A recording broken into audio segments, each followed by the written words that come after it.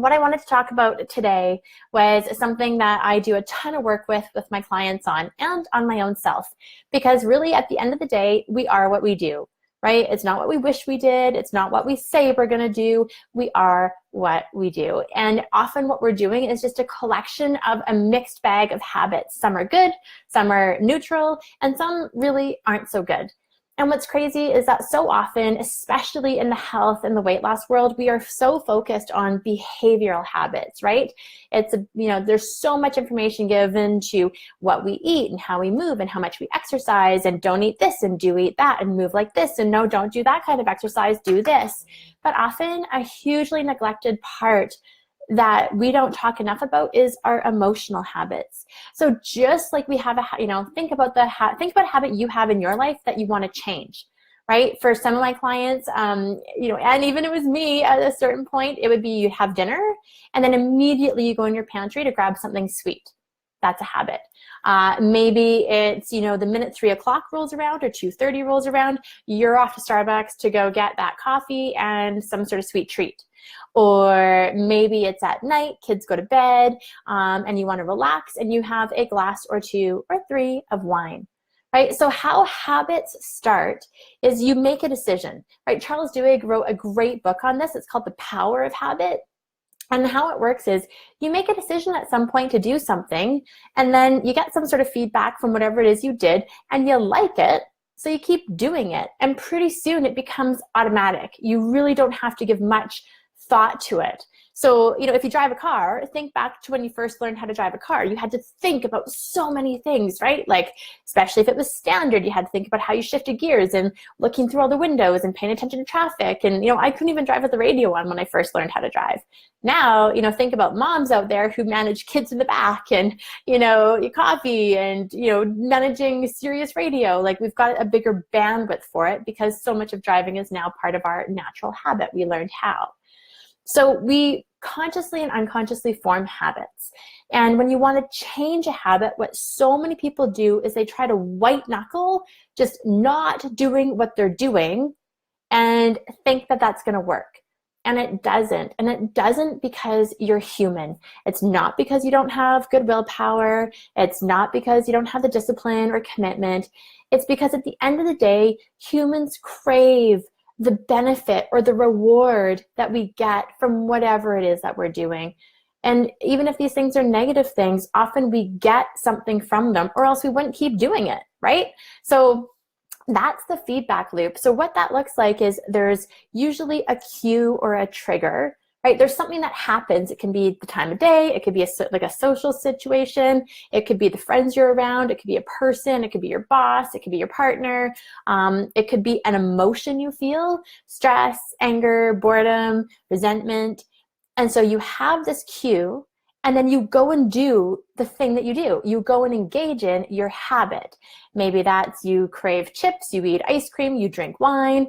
Maybe you yell or lash out or withdraw, or maybe you disconnect or you reach out and call a friend, right? We have different coping mechanisms and habits established for the triggers in our life. And then the part that, again, like I was explaining, doesn't get identified enough is what we get from it. So we get the reward from doing what we do. So say my habit is, and I'm going to go with one that was very familiar to me, thank you, drinking wine, right? So the day comes, or the end of the day comes, and you just want some sort of like relief or a signal that the day is over, or a break, or the sense of, yes, I feel like an adult, I'm going to do an adult thing and just kind of, chill out. This gives me a chance to sit down and do something that I really want to do. And so I'm going to drink wine to do it. Now, actually, there was a point in my life where I didn't even really like the taste of wine. I didn't. But I liked the benefit I got from doing it. Are you with me? So I actually liked the fact that it gave me a reason to take a break at night. But what I actually really liked was that it gave me permission to not cope, to not have to feel the chaos of my emotional world. And that's probably the biggest thing I see for so many people out there who have that sort of nightly habit, is we actually have so much happening in our emotional space, and we don't often know how to process that. We don't know the healthier ways to deal with our feelings because for so long, I think we've been taught to not feel our feelings. And it can start when you're a little kid, right? Maybe you've got great, awesome parents who love you a ton, but you're crying and they say, shh, what's wrong with you? You have nothing to cry about. Or you stop crying right now because I'm going to give you something to cry about. Or there, you're fine. Well, if you were fine, you wouldn't have been crying. And so very early in life, we start to get messages that feeling our feelings isn't actually okay.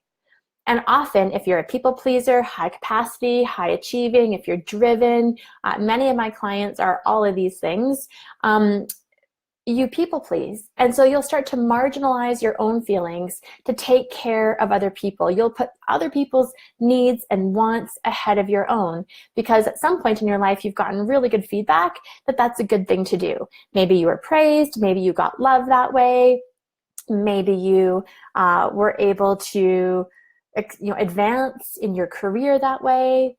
We're all challenged in different areas of our life.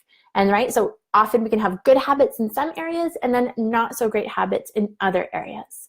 And that's what we want to pay attention to is like, what habit is currently taking you away from either feeling your best self, living as your best self? Maybe you've got a goal, but this habit keeps sabotaging your personal goal that's really important to you. What is it that you do? Because at the end of the day, you cannot change what you're not aware of. You just can't. It's like not knowing. If you don't know something, how can you know to change it? You can't. But the minute that you start to get some sort of like idea that something's going on for you or somebody points it out, the minute you have awareness, you can't deny it, right? You no longer can deny that this thing is happening. You kind of are forced with either you keep dealing or you have to decide, I'm not going to deal with it right now. I'm going to keep doing my not so great habit. But that's what creates so much discontent and restlessness in a person's life, right? I work with women in their 30s, 40s, 50s, and 60s who often have spent decades not feeling their feelings and engaging in emotional habits that have led to physical or behavioral habits, and they're all connected. But again, that focus is usually just on the behavioral thing. Do this, don't do that, eat like this, stop doing this, make sure you do more of this, as opposed to going, hey, what's really going on with you? How are you? Are things going okay in life? Are you sad about anything? Are you pissed off about anything? Hey, Mark, I just saw you joined on there. Thanks for the heart. And these questions, when asked them, they're hard questions because often there can be so much going on, and the fear is like, holy shit, if I feel this, I might open Pandora's box of feelings and I need to cope. And if I open that Pandora's box of feelings, I don't know if I'm going to stay stuck in there forever. And so we don't end up getting taught how to do this, we just don't. Instead, again, I go back to when we're young. Maybe you have a family where you hurt yourself, you skin your knee on your bike, or you fall, and it's like, oh, let's go in and make cookies. Or, oh, let's brush that off and let's go to Dairy Queen or get an ice cream, right? We're taught to, sometimes we can be so uncomfortable with the negative feelings, which I don't believe there really are negative feelings, but they can be the more uncomfortable feelings to experience. I far prefer to like laugh and be in that exhilarated state of feeling than being in like the pit of darkness and despair. It's not fun being down there. And trust me, over the last half decade, I've been in that pit many times. But it's important because without the lows, you can't feel the highs, right? And so what I'm suggesting now is if you're looking at your life and you're wondering, especially if you've been frustrated with weight loss or an inability to kind of get healthier, it's like, we got to go deeper. Right? We cannot stay on the surface level because a surface level is a dieting type mentality of do this, eat like that, change these behaviors, and somehow you will have like a magical weight loss solution that will be permanent. And it really never is. And anybody who's lost 10 pounds and gained it back knows that, right? It's like these methods are quick fixes. And until you do that deeper work, and I say, if you want an outer transformation to stick, you have to go inside. You've got to do the deeper inner work in order for that permanent health transformation to happen. And so we start with changing behaviors, right? Our behavioral habits, but what about your emotional habit? Like, where do you default to when somebody lets you down? What's your emotional default when you feel stress? What do you do when you feel hurt or scared? And the answers can bring you a lot of insight. I mean, can you even acknowledge it? Can you be aware of that's what happens to you emotionally? Or do you just go straight for trying to deny and distract yourself that it's even happening?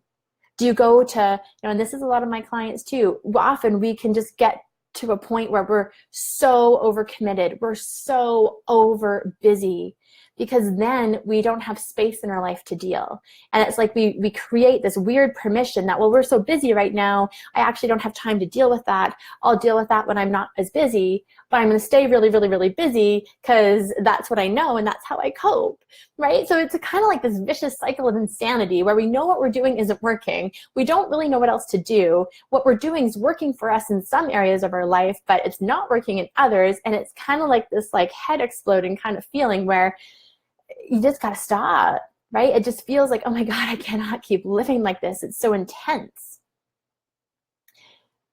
But you can't change what you're not aware of. So a long time ago, if somebody had said, Jen, you're an emotional eater, I would have been like, what? Who, me? No, I'm not.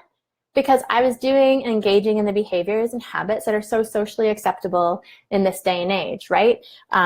Wine and chocolate. I mean, look at anybody's Facebook feed and you'll see that it's wine o'clock somewhere in the world, or wine will solve that, or hey, let's get together for a glass of wine, or hey, I'm sure it's cocktail time in Tokyo, right? We joke about it, we banter about it.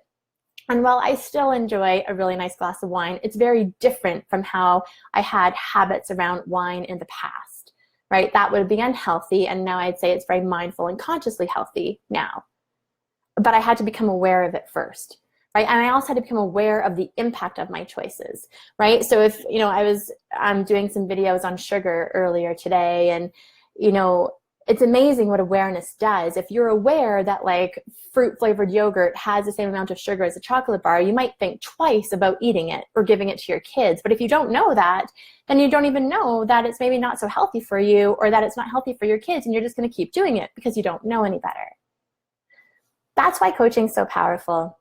The questions that I got asked when I surveyed, what do you want to learn about? What do you want to know about? I mean, everything's on here, from like, making habits stick. How do I create new habits? How do I break old habits? How do I get rid of my bad habits? And there's kind of a 3-part process to this. First of all, you really have to want to. You have to believe that the life you could have, or the energy, or the version of you that you could be on the other side of that change is so completely worth it. Like, you have to buy into that belief 100%. Then you have to have total faith in your ability to do it. You have to believe that you're capable of that change. And then you have to do some of the things that you may not feel like doing. Feelings are super seductive, right? Like, they're super, Jen, you said yes. What are you saying yes to? I'm curious. Feelings are super seductive, right? We can feel like doing some things when it feels easy and we feel like we've got the energy and the strength and mental tenacity to do it. But when we feel weak, often we don't want to do those things. We want to take the path of least resistance. And often that path leads us right back to a bad habit. Because what happens with habits is basically like neural grooves get formed in your brain. It becomes this like automatic stimulus response that we don't even have to think about it. And so it is the path of least resistance. It's kind of like a highway, right? If you've seen like a big highway, the concrete or the asphalt's laid down and it just keeps going. Now, when you see somebody redo a highway, they have to like dig it all up, and there's crews out there, and they've got big machinery and equipment, and there's like, it's a whole ton of work to repave a highway. It just is, because you're having to like break up the old concrete, so to speak. So we're basically trying to create new neural wiring in your brain to let you take the new highway. And that means that you have to you have to be willing to try even when you're tired. Yeah, and Michelle just says that believing you can achieve change is for sure key. And here's the problem. If you have the emotional habit of shit-talking yourself, of telling yourself negative things like you can't do it, or that only happens to other people, or there's no way that that would be possible for you. I mean, the amount of self-abuse we can dish on ourselves because we have the emotional habit of doing it, of not talking nicely to ourselves, can stop us in our tracks, right? We can I've seen people have the most incredible dreams that they don't even let themselves start because they don't have the faith that they can do them. And so that's critical. And so even the habit of thinking that something is possible for you is critical. For my clients, they've often tried everything under the sun to lose weight, everything. And they've maybe had some degrees of success, the weight's been lost, and then it comes right back on again. And they go to the next thing, hoping that it might work. And then they do that and it works for a bit and then they lose it again. I mean, this can go on for decades. I think by the time a woman is 40, she's been on 32 different diets, right? Like, wow, that's a ton of your life and your energy spent doing something. But by the time that, we work together, they still believe and have some hope that change is possible for them. And that's critical. Jen, yes, I totally agree. The busy factor, women get themselves so busy to avoid issues or things that need attention, avoidance and fear. And that's just it. What we resist persists, right? What we resist in our life, it continues. And often it's like we can put our heads in the sand, but the storm starts to rage even louder and louder against us until sort of we wake up and it's like, oh, wow, what do I need to deal with here? Holy cow. So habit change is two things, you guys. It's not just the behaviors. It's not do this, do that. It's really understanding what are the cues, right? What are the things that even trigger you? What is it that makes you want to go get the wine, go get the chocolate, go get the ice cream? Like, what is it that starts that? And what is it that you're thinking, right? So you have to understand what you're thinking, understand what you do, because honestly, at the end of the day, as much as we think that we want the ice cream or the wine or the chips, it's not that we want. We want the feeling that engaging in that does. We want the feeling of relief or a break or denial or distraction. We crave the feeling we get from it. And so often it means we just have to replace what we're doing, because at the end of the day, like I said in the beginning of this, we're human, right? Humans are emotional beings. We crave the emotional range, and we crave feeling good when we don't feel good. And so it often means like, what can I do instead? And that's a critical question. What can I do instead of doing this? Whatever the bad habit is or the habit that you want to change, so I can go, so I can still get this feeling that I want, but have it not be down this bad old highway that never gets me to where I want to go. It's like dead end, around and around, right? Hamster wheel kind of thing. What do I want? And what can I do instead? Those are critical questions. And if you know me, you know that one of the biggest things I changed in my life from red wine and chocolate was nothing after my last meal at night. And no, I didn't have wine in the house for a long time, and I totally started to drink tea. And I didn't even like tea. Okay, I didn't even like it. I didn't care that I didn't like it, though. I knew I needed to do something different because I needed something else to grab onto. And I made it a total multi-sense experience. I bought my own mug, I bought a beautiful teapot, I went and bought like the best smelling teas I could find, and I created a ritual around it. And I kept saying to myself, I'm choosing this. Yes, I could have chosen to do something different and go down that dead end again, but I didn't want to. I wanted the change so much more than I wanted to stay stuck. And that became a really big motivating fuel for me. So if you're curious, I highly recommend the book that Charles Duhigg wrote. It's called The Power of Habit, and it's where I really started to understand some of the neuroscience behind why we do what we do and how to change it. And then really being able to start like looking at yourself, looking at your life, and asking those harder questions. And not just why do I do what I do, but why do I think what I think? What is it that I think that makes me feel this way? And Michelle, I love that you're sharing. The biggest craving for me was relief from suffering. Until we deal with the things that cause the suffering, we'll have the cravings to numb off the feelings of suffering. So sit with the suffering. I absolutely could not say that any better, right? The relief that we want in the moment is to escape pain. All of us are doing the best we can to try to have and preserve our emotional energy. Right? At the end of the day, the most common fear to most of us is that we're not enough and we're not lovable and that we're not okay as exactly who we are. And so who wants to live feeling like that? It feels horrible. And then there's things that are going to happen in our life where we feel inadequacies, or we don't feel fulfilled, or we feel like there's something wrong with us, or there's these problems that are so real and so present. Because I just want to make sure I'm clear. This is not to like just like spiritually bypass any of the shit that's hard in your life. It's about tapping into the courage to just be aware of it, get aware of it, understand that whatever is just like whatever you're choosing to do to deny and distract you will persist. And so sometimes it's way better to identify it and be with it than to constantly try to escape it. I hope this helps. It's a conversation that I love to have, with my clients in person, and I am bringing this more into a public space, which totally feels a little bit vulnerable, but these are my favorite conversations, and they're ones that I love having with my girlfriends and my clients, and with my community, because at the end of the day, there are way too many fake things being thrown at women to try to change them in the way that they don't need to be changed. And instead, I think it's so much more important to bring women up and to create a supportive environment where we are able to go, oh my gosh, I'm not the only one, right? Like other women do this too, or other women are suffering and feeling these things, and they're doing the same things that I do. And wait, they stopped doing that and were able to change and get through it. And that's, to me, what's motivating. I had so many mentors and role models in my life when I was going through really hard times that often kept the faith for me when I didn't have the faith myself. And yes, Michelle Davies, you are one of those women, so thank you.